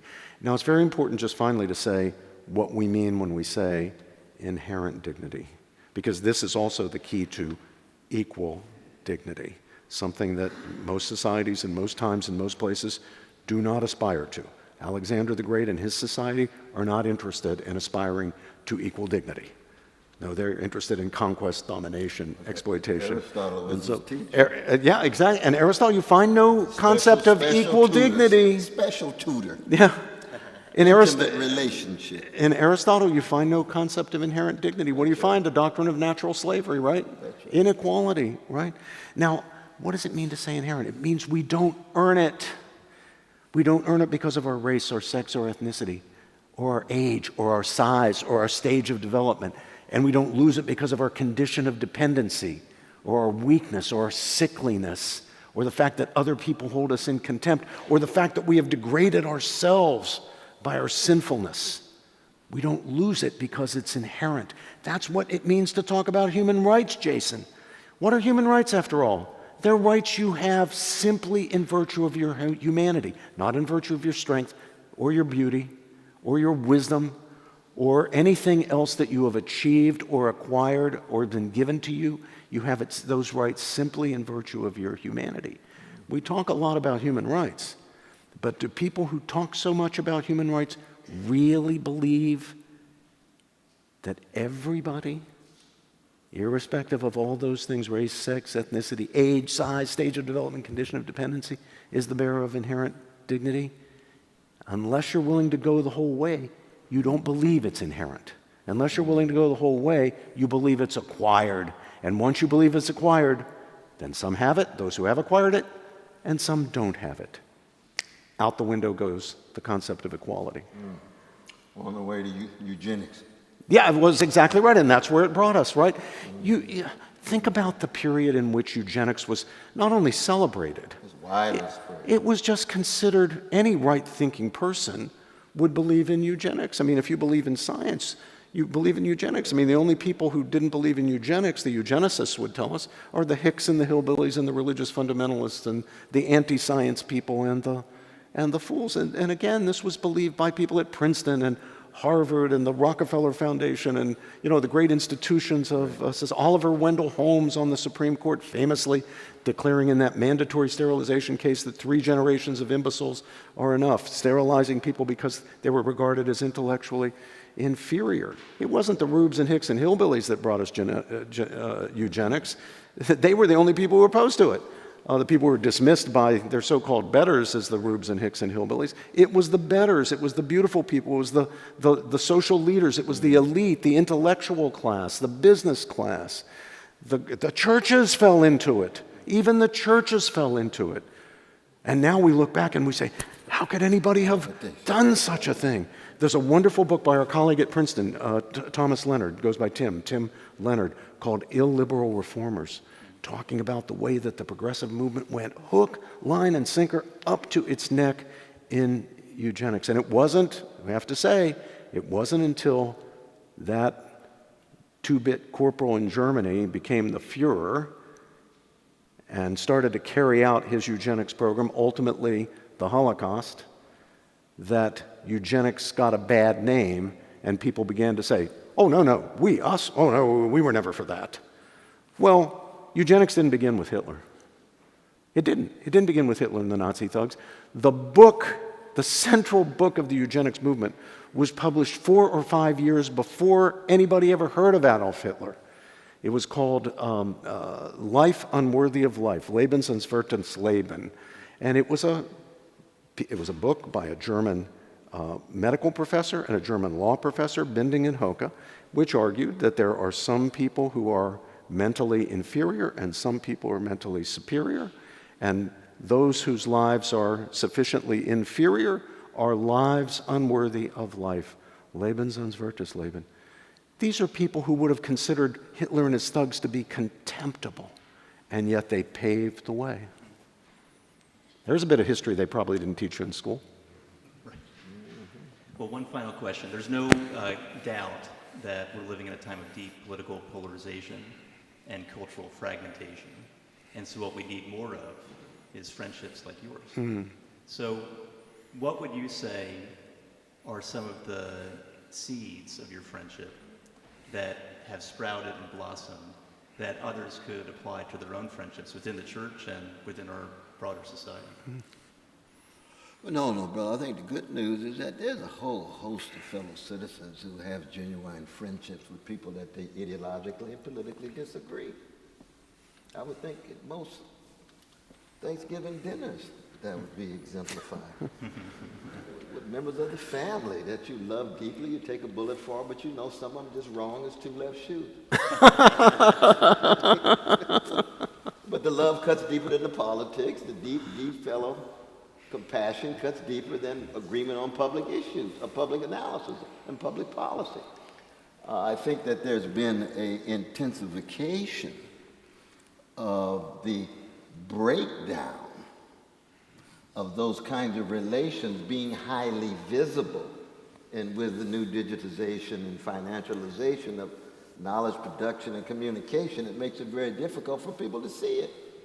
But Brother Robbie and I encounter in the last 20 years, we got a lot of people all across the board who are having relations with people who you think politically you have deep disagreements with. We just need more saliency, more publicity, more focus, more attention to highlight them. But part of our problem is you're not going to make a lot of money doing that. See, when you got a market-driven society, you can actually titillate and stimulate by fragmentation and distraction to generate forms of addiction so that the money keeps flowing. That's a challenge. That's a challenge. One of the wonderful things about Christians and the Christian church is that we are addicted to non-market values. Love, compassion, service to others, kenosis, emptying oneself to give to others. And when you get marketized Christianity, commodified Christianity, prosperity gospels, praise teams rather than choirs, we can go on in terms of commodification of the church. But the same things happen with synagogues. Same things happen with mosques. Same things happen with temples. Commodification on steroids. Everybody for sale, everything's for sale, including the institutions. Now that's a sign of spiritual, what Rabbi Heschel would call spiritual suicide, spiritual death. But but there's always a cloud of witnesses, you know. Because the important thing is, and we got to tell our young people this all the time, there has never been a golden age in which there was massive communications with persons across the lines mediated with respect and dignity. No golden age at all. Better moments, but not a golden age.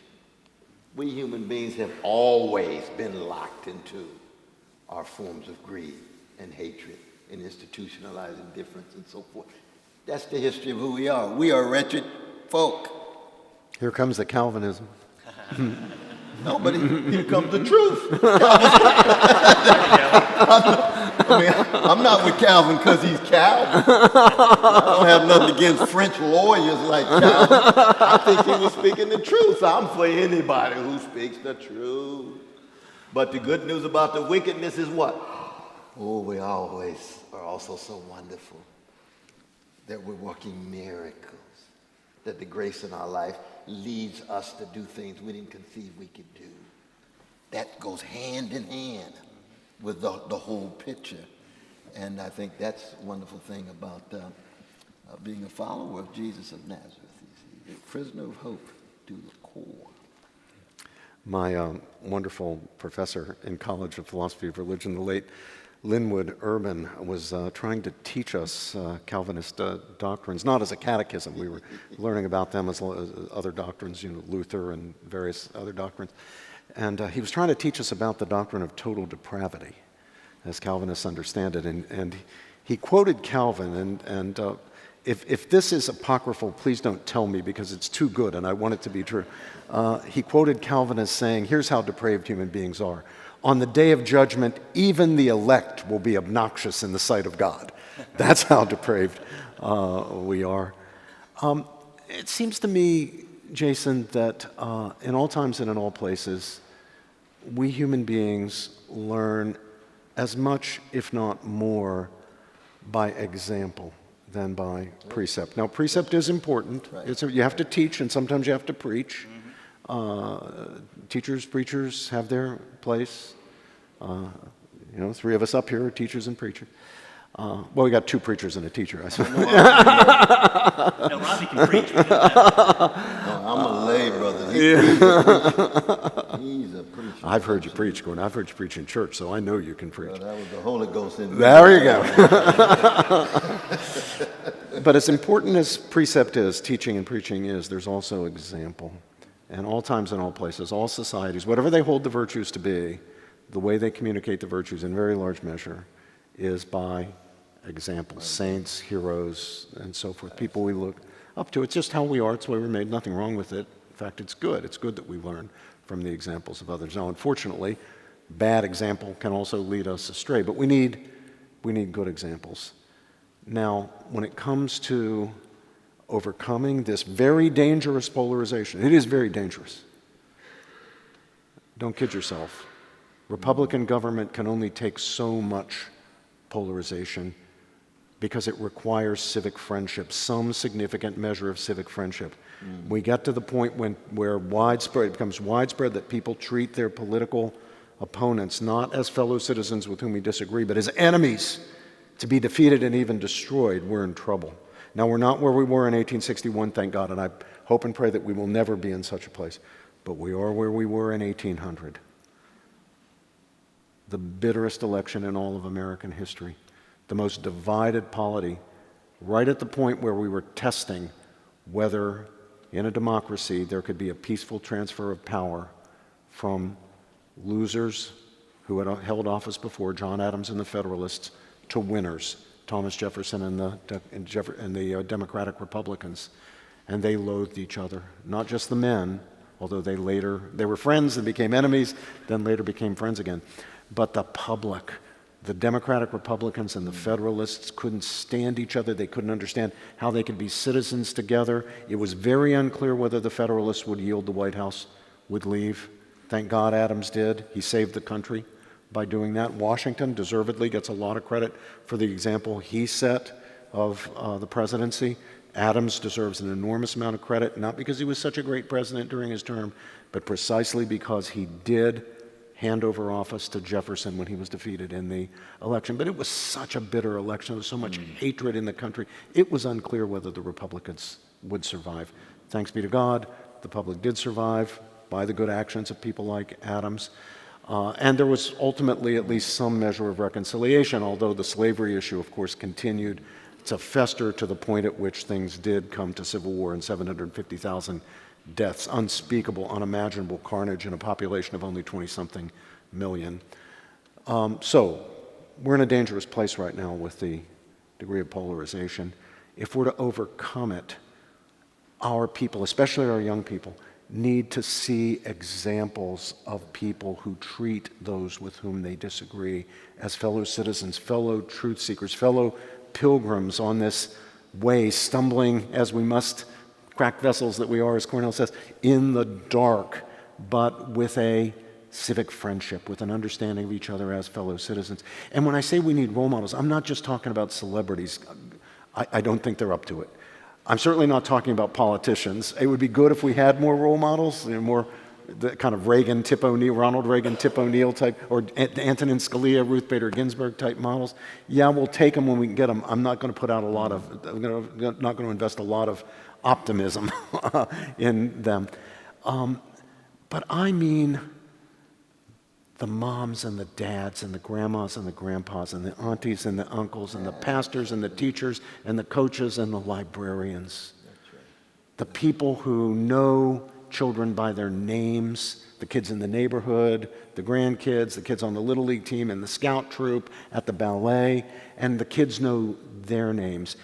People, real people that are known to the kids that the kids can look up to and see behaving in a spirit of civic friendship, in a spirit of genuine truth-seeking, modeling those virtues of intellectual humility and of courage, engaging with each other with grace and with mercy and with forgiveness and with an openness to learn from each other even when we disagree. So we can't just say, oh, I wish the celebrities would model these virtues more. I wish that the politicians, I wish that the public intellectuals would. Well, I wish for all that stuff too, but I don't hold out a lot of hope. But I do have hope for grandma and grandpa and mom and dad and auntie and uncle and pastor and teacher and coach. We can do it. Let's do it. Well, and I have hope for the people in the pews too, because one of the things that we have said over the whole time that I've been at Central is that if we're going to follow the way of Jesus as we engage the world around us, we're going to live lives of humility, courage, and love. And that's what I hear the two be saying. Well, thank you very much to Professor Robert George and Dr. Cornel West for joining us this evening. We're so thrilled to have you here with us tonight. Thank you, Jason.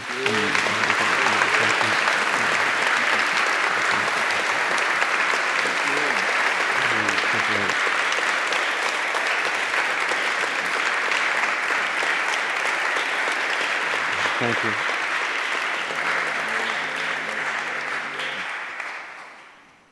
So I'm aware that there were some folks holding little ones here, so if there's anyone that needs to leave, feel free to leave. But we do have a microphone here up front, and so if you would like to pose a question, to either Robbie or Cornel. thank you, You're Brother welcome to do so. Cornel. My only encouragement to you would be that you pose your question as a question.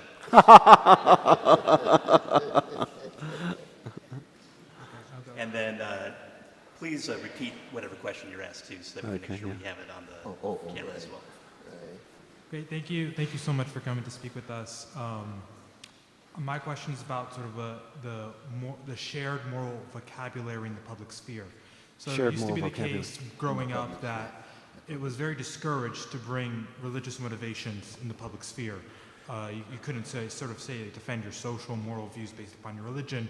There was a shared vocabulary of human rights and autonomy, and you were supposed to argue from that. But it seems as if even that vocabulary has dissolved, and so now, at least speaking for my generation, there's really no vocabulary to speak to somebody of a differing religious orientation or different, value system. And I think that drives a lot of the polarization and the hostility. So where would you go to begin to sort of cultivate a shared moral vocabulary that can work towards a consensus? Oh, it's a very, very good question. Sorry. Please repeat it. Repeat the question. Yeah. Where do we find a common moral vocabulary that allows genuine conversation to take place? Is that a fair characterization? Yeah. Now, to some extent, we have a shared moral language. The trouble is, at that level, it's merely formal. Everybody's for justice, right? Everybody's for human rights these days. Everybody these days is for democracy. It wasn't always the case, but these days everybody will tell you for democracy. The trouble is substantively, as opposed to formally, substantively we have very different ideas about what is justice, what are human rights, what is democracy, and on and on. Now here's the problem. Very often we frame our arguments to our fellow citizens in such a way as to build in to the premises of the argument the conclusion that we want. We argue in a language that is favorable to the side that we want to win, and we expect and we try to manipulate the other guy to argue on in our linguistic terms. But of course they're not going to do that because they're smart. And they realize that, well, you've characterized things in such a way that your side is guaranteed a victory. You use this characterization, this language, these terms, which if I use them, I've already bought in to the premises that generate your conclusion. So he, the other guy, is going to do the same thing from his perspective. He's going to argue in a language that sets things up for his side to win. He's going to build the conclusion into the premises and into the language. And that, I think, is what you're pointing to. No common they're talking past each other. No matter how similar the terms are formally, justice, human rights, democracy, substantively they're talking past each other. To get anywhere, both sides, I think, have to agree that we're going to frame the debate in language that does not set up the victory for my side in advance. We're going to have to find some common term or use terms interchangeably in such a way that we can have a genuine engagement. So we're not going past each other, we're actually engaging. Still might not end up agreeing. It's tough. Lots of issues are hard. So we might not reach the same conclusions, but at least we're not talking past each other. At least we're actually engaging each other. And I believe, and Cornel, you should say whether you think I'm right about this or wrong, but I believe that even if we don't reach agreement when we're engaging in this way and not talking past each other, both sides will deepen their understanding of the issue. Don't have to change their minds. They'll deepen their understanding and have a greater appreciation for the considerations that led the other guy. Even if you think at the ultimate end of the day he's wrong, still you have a better, deeper understanding of the considerations that led that person, a reasonable person of goodwill, no less than yourself, to a conclusion that doing your best in conscience, you just can't agree with. No, I do agree with that. But very briefly, I think part of the challenge is when you have chronic distrust, Yeah, it's true. and massive mistrust, and you're thoroughly convinced that the other person doesn't really have interest in a quest for truth. We're just concerned about power. And that takes us back to Plato's Republic, right? If Thrasymachus comes along and tells the younger generation, it's all about might makes right. It's all about power dictates morality. Any reference to morality is nothing but a rationalization and a justification for entrenched power. I think that's where we are more and more. And what do you do in that situation? Well, this is another reason why the history of this country has been one in which there have been moral and spiritual awakenings. So that the people who thought, in fact, they were concerned solely about power, you tease something out of their experience to show that they actually have commitments to something bigger than just the power. That gives them some openness so that there might be a possibility of some moral and spiritual and ultimately political overlap. And once that's lost, then you got 1871.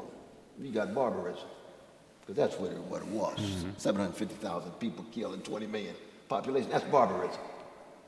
Or you have, Germany 33, or Mussolini, and we can go on and on and on.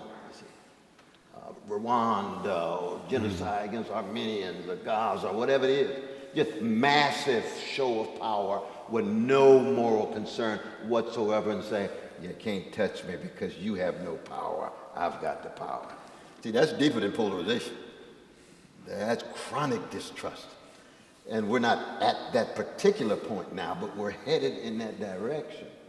And the only way you do it, I think, is to be able to highlight the moral and spiritual need for regeneration, rejuvenation, or what I'd call revival. And that's probably what kept the U.S. social experiment going. You cannot downplay the role of the power of spirit and morality. And there was a time in which the churches were on the cutting edge.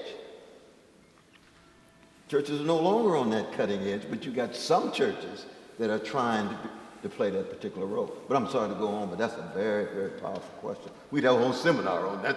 Oh my God. And I think the takeaway here, I think, is what Cornel put his finger on, and that's the importance of trust and the depth of the predicament that we're in when we cannot trust each other. Yes. We cannot trust each other's motives. We cannot assume that the other fellow is a reasonable person of goodwill, so we treat him as an enemy. Thank you also for me. And you're in a room right now with lots of viewpoint diversity. There are going to be organizations and communities where the whole room is going to think one of you makes total sense, and the other one, they're not going to think themselves are ideologues. They're going to think one of you are. Do you also go to spaces like that? And if so, what's it like? And he asked if you're bringing people together to be able to speak across viewpoint diversity. Do you do that with institutions and bring institutions that disagree together in the way that could you create a relationship between institutions like the relationship that you guys have? Can you repeat it? Yeah, you're talking about audiences that would view one of us as being way out, another one being way out, and therefore either shutting down and not being open enough, long enough to be able to hear what we have to say, or are we confining ourselves to certain audiences that would be much more open than others? I mean, we've been to Liberty University and had long dialogues. Then we go to Wesleyan, very That's true. different kind of audience. Then we go to a community church, Catholic church. Where were we? In New Jersey? Northern New Jersey, yeah. Northern New Jersey. Or the entire... So it's been so very, very, very, very different, though, brother. It really has been very different. And it's not just churches and universities.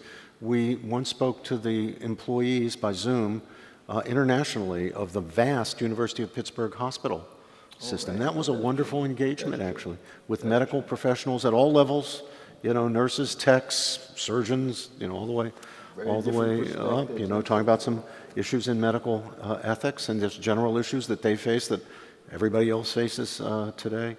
I think that when people hear our message, with an awful lot of people, it it resonates. Now, there's some people who are cynical, and they just say, oh, this is pie in the sky, intellectual, pointy-headed, not in touch with reality stuff. It's just kumbaya.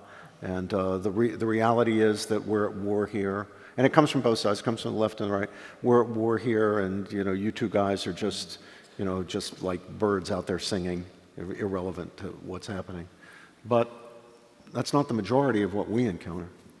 And do you think you could bring the institutions that are on opposite sides as communities to come together beyond just individuals? Oh, absolutely. No, indeed. We hear what you're saying, though, brother. It'd be a beautiful thing. We had whole communities being able to come together. Very much. Now, we do have that under certain circumstances. That is to say that when you go into cities and we hit a town hall, you got all kind of different focus. It's pluralistic, heterogeneous, and as diverse as you can imagine. Politically, ideologically, religiously, racially, sexual orientationally, and so on. But it differs from context to context, you can imagine. The important thing is we say the same thing in every context. Yeah, that's right. That's the important thing. Definitely. We appreciate the question. Yeah, thank you as well. I was actually expecting a little more heat this evening, but I enjoyed it nonetheless. Do you two do a podcast? You should do a podcast, because I could have listened to you for hours. But, well, you're very kind, though, brother. Yeah. My question is, so I teach at the graduate level, but you two have been doing it far longer than I have. So I'm curious your perspective on this. So the American university, particularly elite institutions, have come under a lot of criticism lately. I won't say where from, but it's clearly evident that, well, you actually touched on a lot of those issues, that they become commercialized, more focused on landing a job than on actual education, right? Right. Right. But then also that they become bastions of liberalism, progressivism, wokeism, those types of things too. And obviously there's been some efforts to try to rectify that, good or bad, right? But there's been legal efforts to try to rectify that. My question is, do you have concerns about the future of the American university? Are you concerned about the future of the American university? Oh, you bet. That's our future, right? Yeah. Those are the minds that are going to shape the United States and the world going forward, right? So, and if you do, what are those concerns? So the question is, are you concerned about the future of the American university? Well, let me begin on this one. So, about 6 months ago, in the course of a week, we were invited to write op-ed pieces for one, I think, was The Hill, was it called? The newspaper in Washington, D.C., online newspaper. Yeah. And then the other was Washington Post. And on this very question, what about universities? What are they under attack? Are they doing what they're supposed to be doing? Do they need reform? And in those two pieces, we, one, argued against President Trump and his administration's methods for trying to reform universities, in particular withholding or canceling funding of science, mostly science research, scientific research, as a way of trying to get universities to stop doing so much indoctrination and so much politics, and to be fairer, have greater viewpoint diversity, and so forth. But then we said we don't disagree with the goals. In fact, we think the university has to take, and by the university I mean as an institution, all universities need to take responsibility for losing the trust of the American people. The American people didn't get tricked by Trump or anybody else into losing trust in universities. Universities lost the trust of the American people by becoming too much like echo chambers, too little viewpoint diversity. Too many courses were catechism classes or indoctrination classes. As Cornel said earlier, indoctrination is not education. It's the opposite. It's the antithesis of education. I would much rather my students be ignorant than be indoctrinated. If they're ignorant, we might be able to teach them something.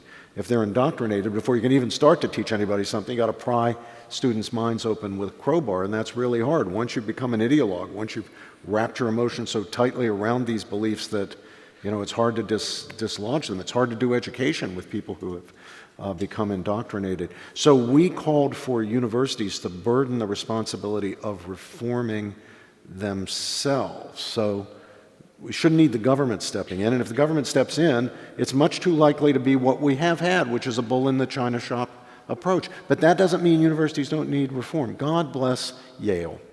As a Princeton man, I rarely say that. God bless Yale. Yale just this past week put out a report that was what we Catholics call an examination of conscience, Jason.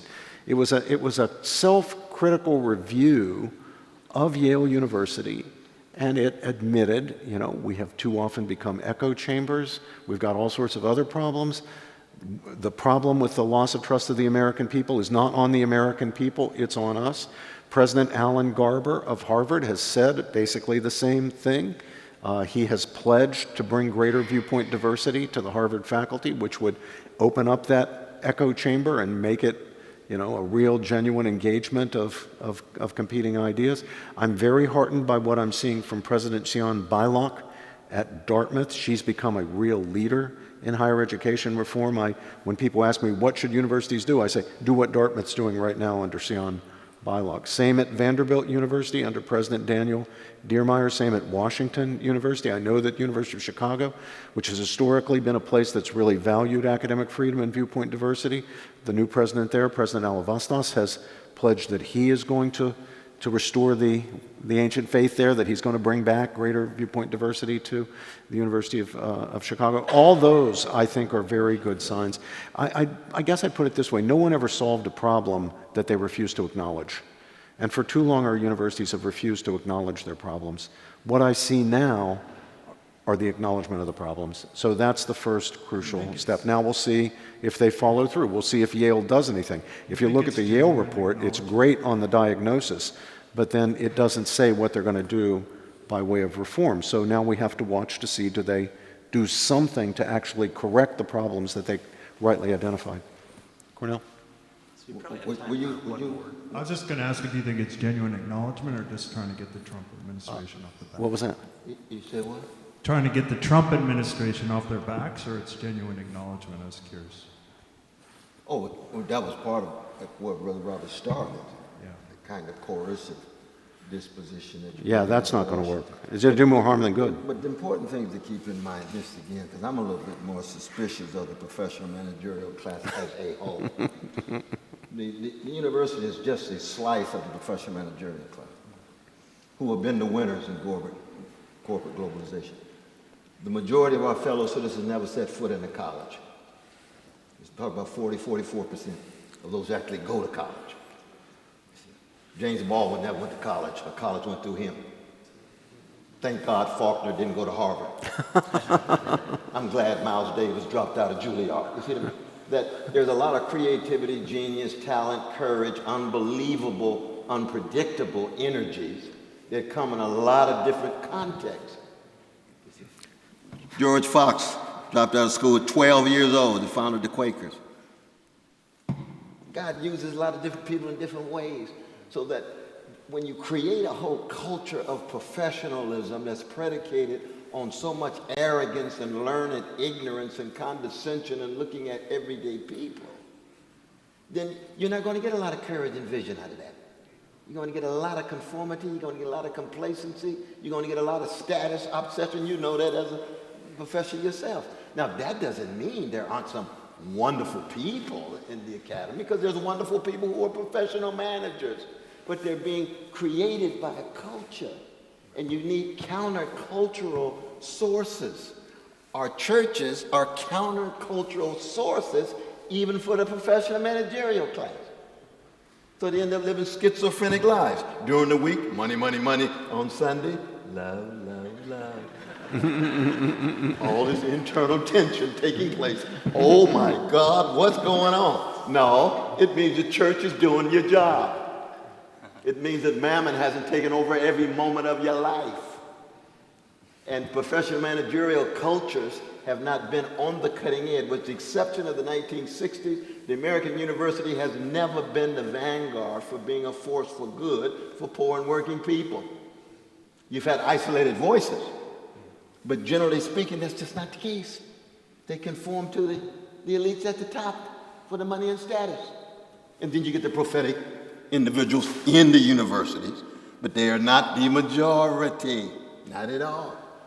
Not at all. So I'm not speaking against Princeton, Harvard, or Union, or anything else. I'm glad my daughter's at Princeton. Why?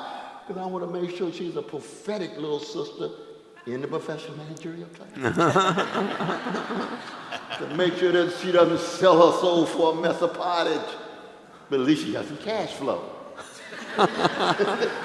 She got a job so she can work things out.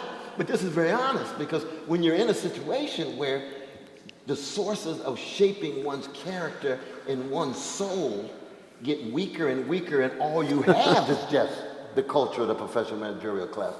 We've had it. That's the makings of fascism. Major slices of Trump's social base is fundamentally based on a hatred of the professional managerial class. Some of them don't even like Trump. A lot of them voted for my dear brother Bernie Sanders, who had his slice of the critique of the managerial class from another ideological vantage point. And so we have to be self-critical, because many of us are members of the professional managerial class. But if you're followers of Jesus, you got a higher standard, you see. You got a higher calling. Thank you. Appreciate you, though, brother. Well, I think we better draw it to a close now because we've run out of time. Oh, we got one more. Just one more. Just one. I'm not gonna be long. And again, it's beautiful to see the two of you and to listen to you. I think it should inspire us to really try to get those kinds of friendships. First, quick comment. I think it was a wonderful Princeton discussion, right? And I think you referred to it. You have had criticism, and I think that's part of what I felt tonight, that it was a very high level, because I teach law students, and I think one of the hardest things is to be able to separate yourself from your argument.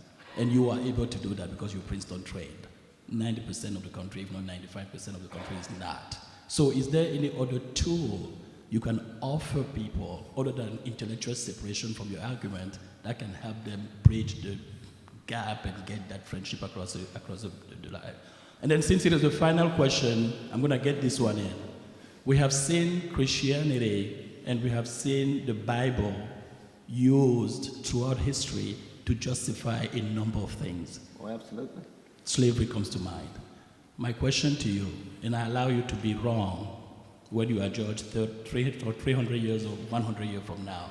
My question to you, in your opinion, what do you think we are misreading and misapplying or using Christianity today to justify? Ooh, well, there's a whole lot Can you there. repeat the question? I zero in on that last query, though, brother. You know, I appreciate the reflection that was prior to that, which is the way in which Christianity and the Bible has been used and deployed in such a way that we have to come up with ways of showing them what they're missing. Oh, I see. Yeah. When it comes to the misuse, is that fair, though, brother? Yes. All right. Well, that was a fair characterization? Okay, I appreciate it. That was a fair characterization. No, but that's partly what I meant when I talked about those 31 popes, though, right? If you were pope and you number 29 and 28 have been executed, you can rest be assured that your church is not on good terms with the empire. See what I mean? Now, I come out of a black folk where what? For 150 years against the law for black people to worship God without white supervision. Couldn't even sing the spirituals without white supervision. How come? Persecuted Christians in the land of religious liberty. Uh-oh. We got deep contradictions here. God bless you. We got deep contradictions here, right? But on the other hand, you can imagine once that black church becomes free and independent and emancipated and able to set up its beautiful buildings and so forth in Harlem and so on, will those black people still have the same prophetic fire that they had when they were like Daniel in the lion? No. Everybody know that. Human beings are human beings. That's like asking revolutionaries in Africa and Asia when they studied it and they struggling against European imperialism, heroic. Give them the power. Let them run things. What happens? Many choose They're forms of oppression and domination. There's a cycle that sets in. We're never surprised as there's a cycle because human beings have a propensity for cowardliness, complacency, indifference, and so on. So when you talk about uses of the Bible in the church, we're not surprised at all. Not at all. And my view is that there's so much good stuff in the Bible, even those with devilish propensities want to get in on it and use it for their devilish ends. That kind of power. It reminds me when I was in Charlottesville with some very sick white brothers, neo-Nazis and Klan, and had their guns and their masks and their ammunition, and they come up to me and, "You that person on TV calling everybody brother?" I said, "Yes, brother." I'm a free black man and a Jesus-loving black man. I don't ask for anybody's permission as to who I love. I said, "But I noticed when I walked by the park, you all listening to Stevie Wonder and only, not just in America, but something gets into their humanity, so even the black music is hard to just trash, even if you hate the people who produce it. That's a hook. That's a human connection, you see. And so I look right at the brother, and I say, God loves you just like God loves me. You choose to be a gangster. I was a gangster before I met Jesus, and now I'm a redeemed sinner with gangster proclivities. Praying for you, brother. You know what I mean? Human connection in every context, knowing that the Bible, Christianity, any good stuff can be used. They used Ludwig Beethoven. How you gonna use Beethoven for evil and fascism? Good God, if anybody can do that, you know they're gonna try to get their hands on anything. And yet we also know there is an alternative. That's the good news, though, man. Yes. So appreciate that last question, though. Man. Just very quickly. As I mentioned before, there's no such thing as a view from nowhere. We always approach things from a certain perspective. The great Alistair MacIntyre, who died just very recently, talked in his book, Whose Justice, Which Rationality, about the way in which we are shaped by traditions, which then give us the resources for engaging ideas, problems, arguments, and indeed other traditions. Now, he doesn't think that we're locked into any particular tradition, even if we're brought up in it as a kind of prison, because a healthy tradition will provide you the resources, even for the critique of the tradition itself. But we're coming from a certain perspective. And the problem with that when it comes to Scripture is, of course, Scripture is not self-interpreting. It requires interpretation. And we're going to interpret it again from a certain perspective, from a background set of assumptions. And those will include political and moral and social views. And so we're tempted to hear the Bible telling us what we want to hear. We're going to be tempted to interpret the Bible as saying what we want it to say, where our biblical interpretation is shaped by our politics, shaped by our social views, shaped by our cultural opinions. It's going to reinforce, it's going to tell us, you're right, you're right, you're right, you're right. What I would submit to you is that if you're reading the Bible and it is not challenging you, it's not making you uncomfortable, it's not making you question, gee, am I right about this cherished belief? Then you're probably not reading the Bible correctly. You're using the Bible just to affirm you in what you already believe. And this is for absolutely all of us. So when we read the Bible, I think we have to be open to the prophetic message, not criticizing those other people necessarily, criticizing us. Absolutely. Absolutely. Well, you've modeled for us what it means to be open to self-critique and to allow another person to influence you. And so we're grateful for the ways in which you have shared your friendship with us tonight. So would you please join me in thanking? Thank you all. Thank you, Jason. We appreciate it. Thank you. Wonderful. Thank you. Thank you, Brother Cornel.